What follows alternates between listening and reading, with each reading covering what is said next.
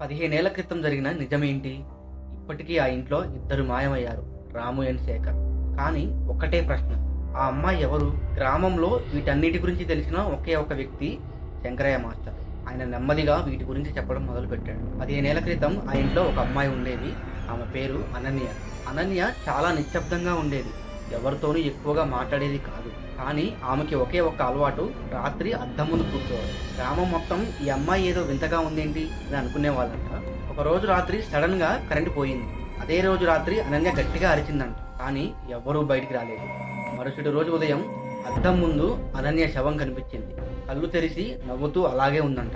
Police investigation లో ఇది ఆత్మహత్య అని తేలింది. కానీ శంకరయ్య మాస్టర్ మాత్రం ఇది ఆత్మహత్య కాదు అని చెప్తున్నారు. ఆమెను ఆ ఇంట్లోనే ఎవరో బలి చేశారంట. అప్పటి నుంచి ప్రతి కొన్ని సంవత్సరాలకు ఒకసారి ఆ ఇంట్లో ఎవరో ఒకరు మాయమవుతూనే ఉన్నారట. కానీ ఏం జరిగినా సరే టైం మాత్రం మారట్లేదు. అదే 12:47కి ఏదో ఒకటి జరుగుతుందంట. శంకరయ్య మాస్టారు చివరిగా ఇలా అన్నారు, ఆమె అద్దంలో చిక్కుకుపోయింది, ఎవరైనా ఆమెను చూస్తే తిరిగి చూడాల్సిందే అని ఇలా అన్నారు. అదే రాత్రి రాము ఫోన్ కూడా ఆన్ అయింది. స్క్రీన్ మీద కొత్త పేరు వస్తుంది, అనన్య ఈజ్ కాలింగ్. అసలు అనన్యని ఎవరు చంపారు?